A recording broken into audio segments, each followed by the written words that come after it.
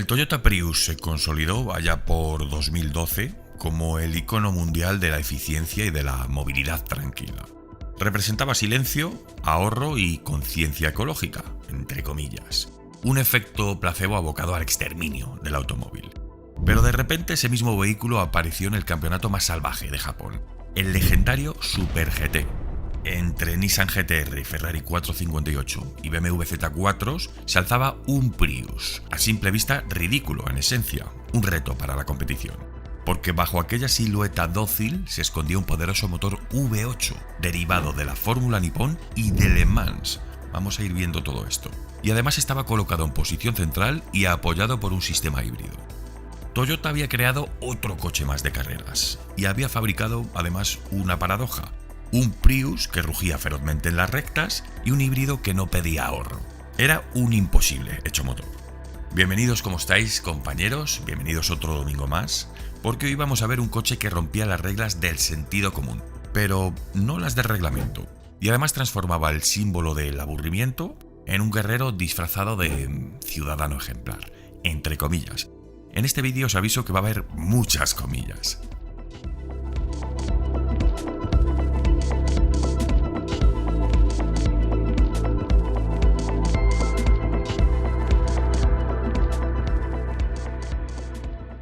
A ver, la categoría GT300 del campeonato Super GT de los 2000 tenía 3 rutas posibles, 3 caminos para un mismo destino. El primero eran los GT3 FIA, que eran vehículos homologados bajo estándares internacionales, como por ejemplo los 458, los Ferrari o los Mercedes SLS AMG. El segundo eran los Model Chassis, que eran monocascos de carbono con subchasis delantero y trasero diseñados por Dome, y sobre los que se montaba la carrocería de distintos modelos. Y el tercero, el más japonés, el más creativo, eran los HAF GT300. Y aquí lo único obligatorio era que la carrocería mantuviese la silueta reconocible del modelo de calle. Es decir, todo lo demás quedaba abierto: el motor, transmisión, chasis, aerodinámica, peso, configuración del motor, todo, una libertad casi absoluta dentro de una misma máscara. Y fue ahí donde Toyota y AP Racing vieron la rendija perfecta. Un Prius, obviamente, no podía ser un GT3, jamás lo homologarían en Europa. Y tampoco tenía mucha lógica hacerlo un Model Chassis. Pero como HAF GT, el Prius sí que podía mutar, es decir, conservar los pilares y el techo y disfrazarse de coche pacífico y dentro esconder pues un prototipo totalmente radical. En otras palabras, un Prius en el papel y un prototipo de carreras en la pista, totalmente, tal cual. El reglamento lo permitía y Toyota lo convirtió en una declaración de principios. En 2012, AP Racing, que era el brazo técnico de Toyota en las competiciones de resistencia y Super GT, puso en la pista un proyecto que parecía una broma, pero que resultó ser un golpe en la mesa. El ícono del ecologismo disfrazado se convirtió en un monstruo de carreras, el Prius GT300. De la versión de calle apenas se conservaron los pilares A y B, parte del techo y soluciones del suelo. Todo lo demás era un prototipo fabricado en fibra de carbono y pensado para devorar curvas. El motor que latía en su interior no tenía absolutamente nada de verde. Teníamos un Toyota RV8K, un V8 aspirado de 3.4 litros, nacido para la Fórmula Nippon, afinado en los Lexus GT500 y con pedigrí de Le Mans, porque este motor corrió allí. Pero es que la osadía fue aún mayor, porque en lugar de montarlo en posición delantera, tradicional, como dicta la lógica del Prius, lo instalaron en posición central trasera. Una herejía técnica que convertía la silueta tranquila del híbrido en un prototipo con alma de vehículo de resistencia. Pero Toyota no renunció a la esencia híbrida, he aquí el kit de la cuestión. El Hybrid Synergy Drive permanecía vivo, aunque desmontado y redistribuido. Había un motor eléctrico procedente de un Aqua, la batería tomada de un Prius Alpha y la unidad de control de un Camry híbrido.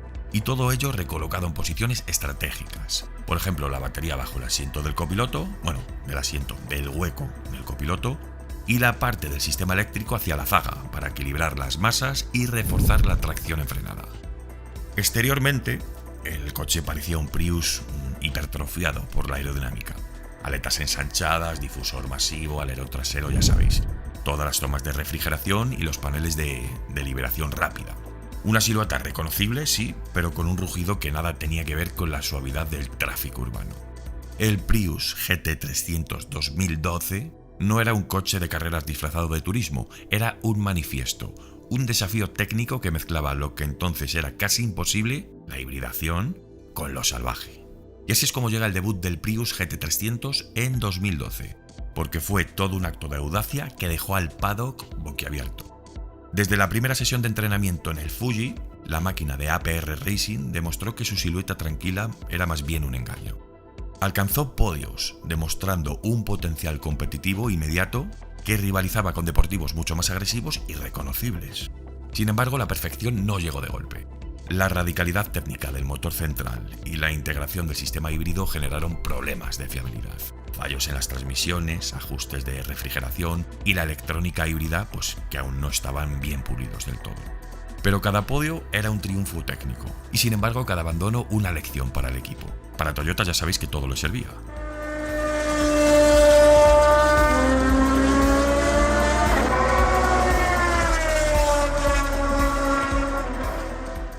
Bueno, el ambiente en el paddock empezaba a tener una mezcla de sorpresa y de admiración, por así decirlo.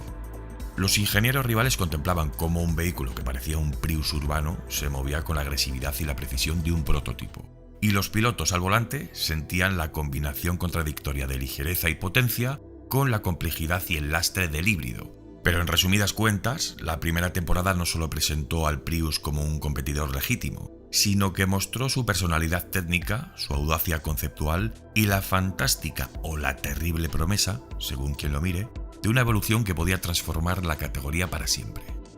La temporada 2013 ya marcó un antes y un después, porque APR Racing decide transformar el corazón híbrido.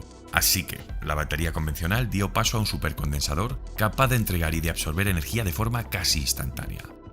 Este cambio aumentó la eficiencia en las frenadas regenerativas y dicen que reforzó la durabilidad y la consistencia del coche durante las carreras de resistencia. Y es que era necesario, ya que este sistema era el talón de Aquiles de la fiabilidad. En paralelo, la entrega de potencia del V8 RV8K se sincroniza con la energía recuperada y así ofrece aceleraciones más limpias y controladas, que eran esenciales para los circuitos técnicos del Super GT. La evolución no era visible solo en datos. Ahora el coche sonaba diferente, su rugido se combinaba con un soplido eléctrico, por así decirlo, creando una firma única. Sonaba peor, de hecho. El Fuji 500 de aquel año 2013 fue la coronación. El Prius GT300 cruzó la meta el primero, convirtiéndose en el primer vehículo híbrido que ganaba una carrera en el Super GT. En el paddock y en los medios, la victoria generó un respeto inmediato, ¿no? Los rivales reconocieron que aquel Prius no era tan solo un experimento, era un guerrero real. Bueno, pues tras esta victoria histórica de 2013, APR Racing centra sus esfuerzos en consolidar el Prius GT300. La máquina que un año antes sorprendía por su audacia, ahora debía transformarse en un competidor consistente, capaz de pelear en cada carrera sin comprometer la fiabilidad. Aquí las mejoras fueron sutiles pero decisivas. Hubo ajustes de suspensión, optimización aerodinámica y calibración del sistema híbrido con supercondensador. Cada componente se afinó para que el coche no solo acelerara más rápido, sino que mantuviera un comportamiento estable durante toda la carrera, soportando incluso las estrategias de pit stop. El resultado fue evidente. Llegaron algunos podios regulares, primeras líneas de parrilla y actuaciones estratégicamente impecables por parte del equipo. Y aunque el reglamento seguía permitiendo la radical configuración del motor central trasero, el equipo comprendió que la clave estaba en maximizar cada ventaja técnica sin sobrepasar los límites de la fiabilidad. En el paddock, el respeto hacia el Prius seguía creciendo. Ya no era solo un experimento audaz, sino una referencia técnica, un vehículo que combinaba la tecnología híbrida con la velocidad pura y que mostraba al aficionado que la ingeniería podía transformar incluso el símbolo más pacífico del automovilismo en un arma competitiva. Eso sí, de una manera enmascarada, porque la clave de este coche de carreras era su chasis y el brutal V8, no el sistema híbrido. Pero bueno, había que plantar ciertas semillas y luego recoger sus frutos, es decir, empezar a vender coches híbridos y allanar el terreno para los eléctricos. Y ahora llegamos a 2016, donde la temporada terminó con un subcampeonato en GT300 para Toyota, fruto de una estrategia perfecta, una fiabilidad ya muy sólida y una gestión magistral por parte del equipo. Y 2017 fue un espejo de esta excelencia, segundo subcampeonato consecutivo, con actuaciones que demostraban que a pesar de la presión reglamentaria, el coche seguía siendo un factor decisivo en cada carrera. Y os digo, presión reglamentaria porque eso del motor central trasero se empezaba a acabar. Y justo la norma llegó en 2018, la última temporada donde se pudo correr con el motor central trasero, como os digo. La tradición radical de APR Racing se cerró, marcando el fin de una era en la que el Prius desafió todas las normas no escritas del Super GT. En 2019, Toyota iniciaba un renacimiento técnico y estético. La transición obligatoria al motor delantero alineaba finalmente el coche con la arquitectura del modelo de calle, pero APR Racing no renunció al espíritu competitivo. El nuevo Prius PHEV GR Sport adoptaba ahora un V8 con 5.4 litros de la familia 2UR GS, vaya recital de abecedarios. Y además, seguimos, porque lo tomaban del Lexus RCF GT3, entregando ya más de 300 caballos y manteniendo el sistema híbrido con supercondensador que optimizaba la gestión energética y la recuperación de frenada. El equipo operó aquí con dos unidades, la número 30 con neumáticos Yokohama y la número 31 con Bridgestone, asegurando así la diversidad estratégica y la continuidad del rendimiento.